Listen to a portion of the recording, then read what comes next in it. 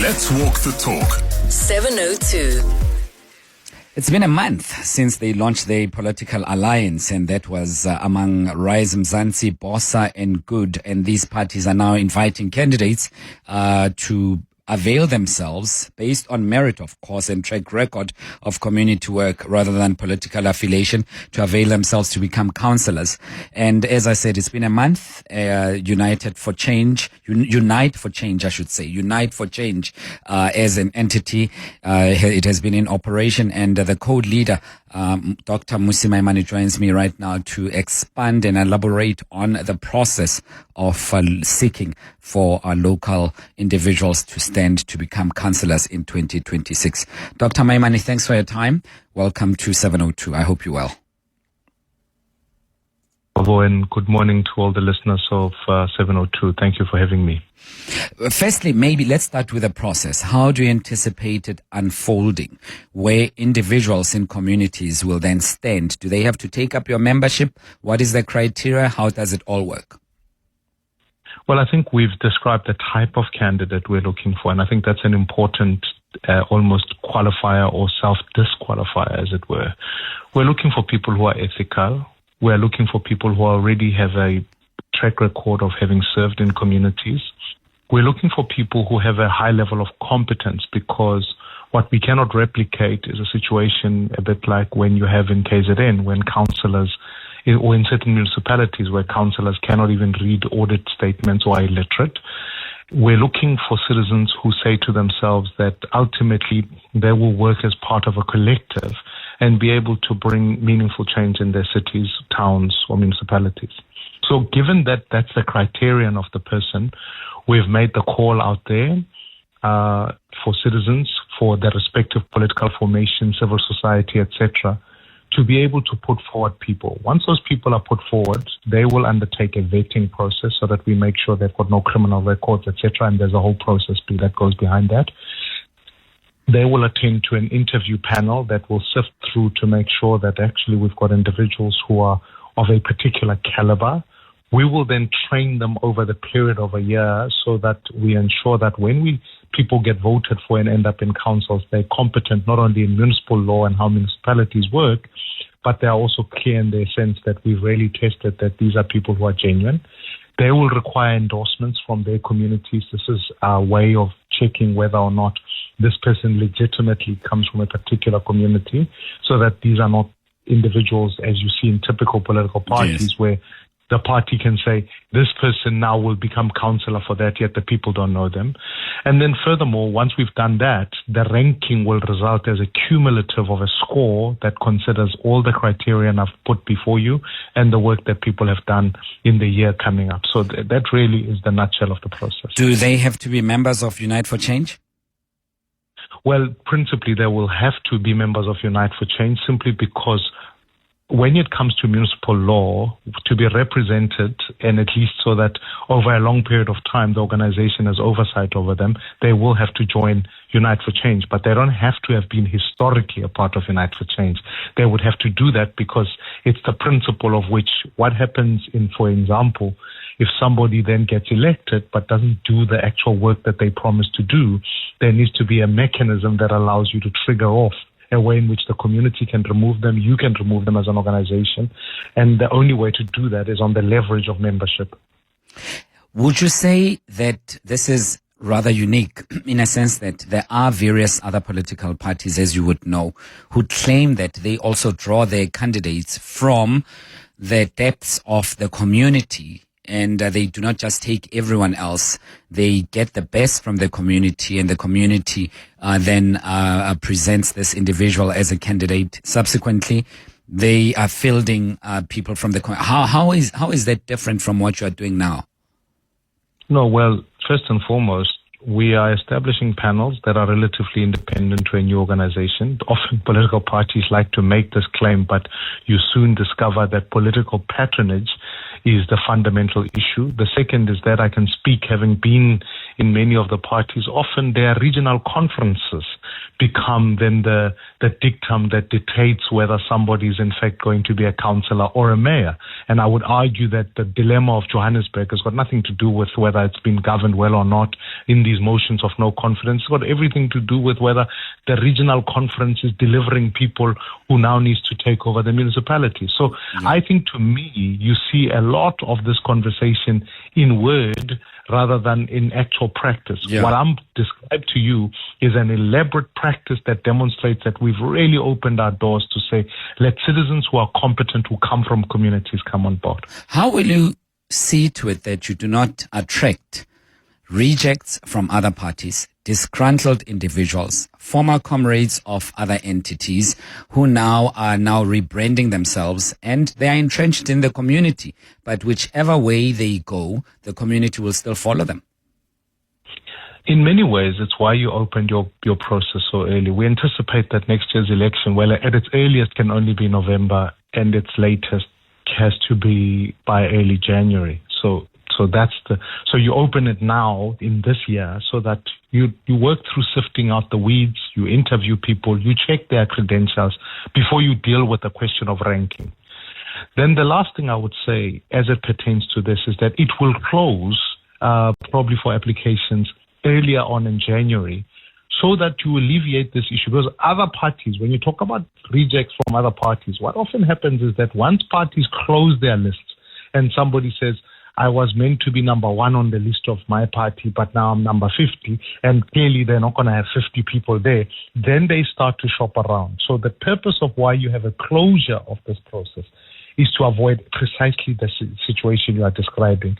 But the ultimate other thing is that the advancement of time, starting early, means that you can work hard to avoid those situations, and you can truly put people to the test and say, how do you want to be a ward councillor in this community? Does the community know you? Do they endorse you? Yeah. And once the lists are public, the community also has a way of giving you feedback, because I've been through elections for a number of seasons, Thabo, as you know, and you know the community itself also has the intellect to be able to say, but this person used to be in this party and they were useless there. What makes you think they'll be better here? So you can begin to sift all of that out, because the intellect, the intelligence from the community is what in fact helps guide the process. Dr. Maimane, you have a BOSA coming together with Good and Rise Mzansi. Surely, in some instances, you would be faced with a difficulty where a Rise Mzansi, a Good candidate, or a BOSA candidate also fills for the same position in a same locality, and wherein subjectivity will be the matter for the day, because there will be some contradictions there. Who do you take? A very good candidate, there's a BOSA candidate, there's a Rise Mzansi candidate in the same locality. How are you going to deal with it? And I don't mean to be facetious about it, but it's a serious issue, because you have 3 parties coming together, and I would assume that Good or BOSA or Rise would want their original Rise Mzansi candidate to push through over a BOSA candidate. Have you thought about that? How are you going to ventilate it? I mean, let me first of all say that the question you put forward is an important one and a very good problem to have. You want to have competition of the best rather than scraping the bottom of the barrel with corrupt people who are trying to kill each other for positions. You actually want that. So I want to say it's a problem I want to welcome. The worst problem I would have is when you end up in spaces when none of the parties or civil society organizations or additional parties that we're dealing with don't have candidates there, that you end up having to go beg. No, the problem you've described is exactly the problem you want. But in solving for that problem, you want to ensure that you bring out a panel that is independent of the 3 parties, to say, give us an appropriate ranking here as to who has come through in the best in this situation has been, keeping in mind the fact that politics is both about electability, governance, and also competence. So that ultimately you want somebody who, as they are well known in the community, they must be electable and they can go from there. So I think the ranking mechanism will be done in such a manner that we will achieve, in this instance, the best list. And of course, it's going to be about, it's not just horse trading to say, here, my comrades, where are your comrades, where are these people? It's about really genuinely saying the candidate, the best candidate who is going to win, govern best, and represent the community. That's who should win. And we should rather be less obsessed about what their historical party is. We should be more obsessed about what the community, in fact, wants. And you are leaving that to an independent committee or panel to sift through that. It has to be that way. Otherwise, you'll end up in a space where you've got people in Unite who say, well, my representation starts at this party, and then you federate your list, which is not what we're trying to do. We want a list for Unite for Change that is representative of that. Then speak a bit about the independence of that committee. How do you recruit them? Because it's well and good to say things are independent, but unless you really dissect it, that's when you get to whether it's independent or just a facade of that. Who are you grabbing to be on that panel? Are you getting business people who are not affiliated to you? Who exactly are you getting? And how will they know about the mandate that Unite for Change? Because politically, they must also be well informed as to what kind of a political candidate you want. Yeah, and it's a consideration of both. So what I also must say that its independence is not completely agnostic of the political contributions that people make, because we, from a BOSA point of view, have had to learn this lesson that when you put together a panel of people to interview and work with your candidates, they can't be ignorant of the fact that this person has been working and serving in the community, etc. So they need to know that. But furthermore, they need to know what it takes to actually run a municipality or a government, because sometimes we can assume that someone who's successful, in business or in another space, automatically knows what it takes to run a city. Some of these things may have similarities, but they've got some important differences. But thirdly, is that you want to make sure that as you bring people on this panel, we are working hard to go into various structures and really individuals of caliber. So the work will be put together to put these panels together. They will be convening over the January-February period to give us a sense as to where we go. But there's also equally so a rubric with which they are guided by, which I've already indicated that it's not only the person's academic work, it's community involvement, it's also their own ability to understand municipal governance. There's already a rubric that has been put together so that people are not being interviewed about whether they've been on television, not necessarily knowing what it takes to run a government. The subtext in that, on a day like this, when another party is actually swearing in a councillor in Ekurhuleni, it's very palpable, by the way. But let's go to some of your thoughts. Feel free to engage with Mmusi Maimane, who is with a co-leader at Unite for Change and also the leader of Build One South Africa. They're looking for candidates to become ward councillors. Perhaps you've been sitting on the sidelines complaining about your ward councillor. Would you consider to become a ward councillor? And would you go with this model where the community gets to decide who their ward councillor should be, or a candidate of a ward councillor should be? Let us know on 011-883-0702. I'd love to hear from you. Is it something that you'd consider? Is it politics that are really shifting the needle and bringing something new? This is what you're looking forward to, as opposed to a party presenting just their list and saying, vote for us and we'll decide who becomes a councillor. I'd love to know from you. Hi, Thabo and the team. My question to Dr. Maimane is, what is the role of these ward councillors? Personally, I don't see the importance of these ward councillors, because you cannot expect service delivery from someone who doesn't have got a budget. How can you get service delivery from someone who doesn't have got a budget? I think what I've learned about them, they can just send these WhatsApps informing the public about the best pipe along Jan Smart. Anyone can do that. You don't need to be paid to do that. A WhatsApp group can do that. David. Dr. Maimane? That's a very important question, because it also indicates the fact that we've reduced ward councillors to simply being, if you like, hotlines for complaints. In the law that has been established for local government, it is designed that local government works on the back of an integrated development plan. Each ward councillor has the ability to be able to say, forget that there's a burst water pipe. What does the community here need? So that when the budget before the budget is put together, that development plan for the city has taken cognizance of saying Ward 58 or Ward whatever in the city of Johannesburg will require a park, it will require more lighting, it will require X, Y, so that the ward councillor takes that, represents the community within that, holds community meetings so that the inputs of the community are put together, submits that so that by the time an IDP is put together and a budget funds that IDP, the community's needs are put forward, and then post facto be able to monitor that those projects are done. So I think sometimes we say, does the ward council have a budget or not? Actually, we all have a budget for Joburg.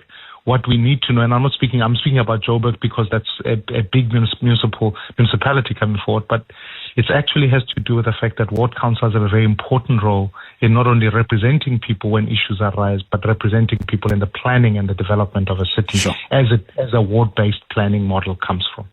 I'm speaking to Dr Mmusi Maimane, co-leader for Unite for Change, and they are calling community members to come forward so that they can stand as potential councillors for their particular locations. Let us know for their wards, rather, if you will. Let us know if it's something that you would be interested in. 011-883-0702. William, you are in Pretoria.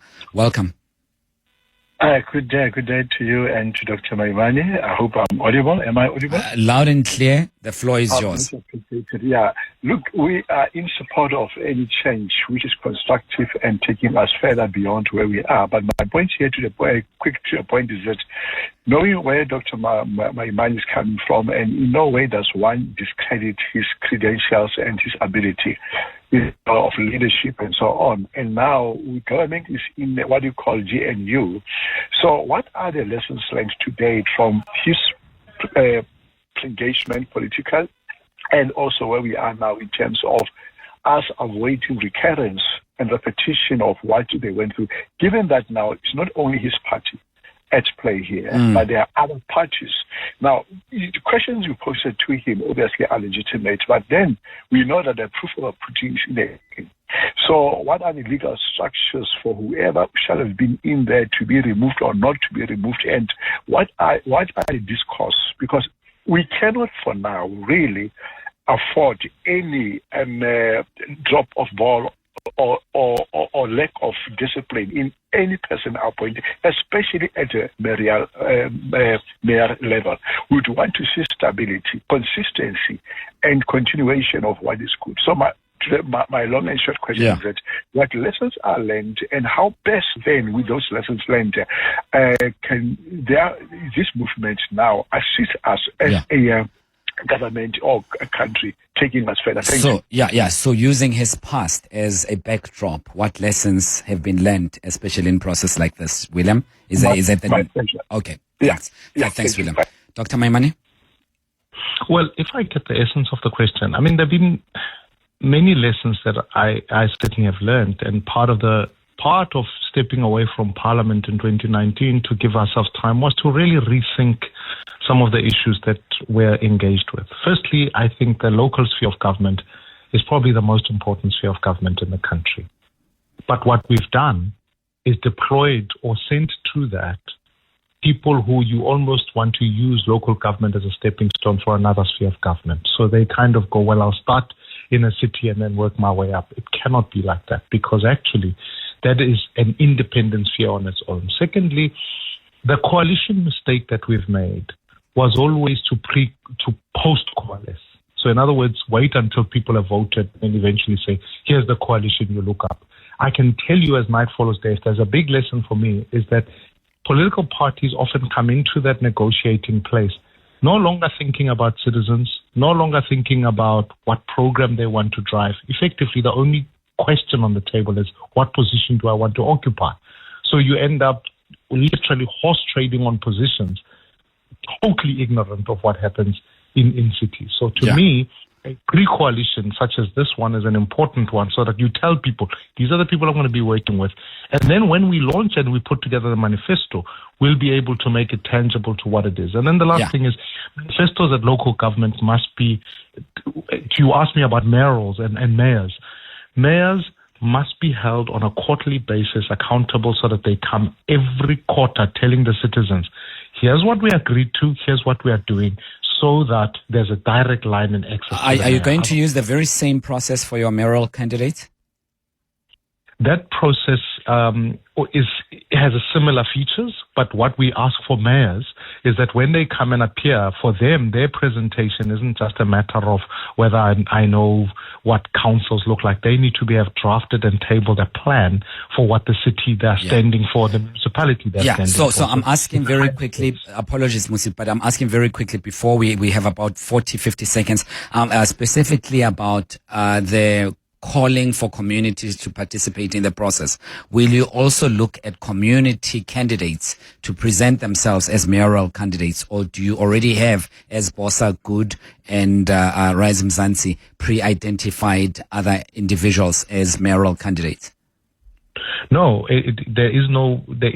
when I say the pre-identified list, that would not be what we're trying to achieve. We want the best people. So if there are community people who present the best candidate, who has the best plan, let them put them on board. And I'm still inviting on this call, Thabo, that let particularly faith-based communities, civil society, bring candidates. We will train them. They will be the best going into council. Yeah, to become a mayor, Mmusi. To become a mayor. What we are saying is we're looking, even for the business communities, even for many of these civil society organizations, they need to put forward people who have got the best plan for the city, and we're engaging. And of course, we are also ourselves headhunting and looking at some of there are people who are sitting, who are CEOs of organizations and businesses that we are targeting right now as we speak, to say to them, come, so that you stand as mayor, because we think your skill would be good to run the finances of a city, or et cetera, et cetera. Thanks for your time. Really appreciate it. Mmusi Maimane, Dr. Mmusi Maimane is co-leader of Unite for Change. Exactly 10:30.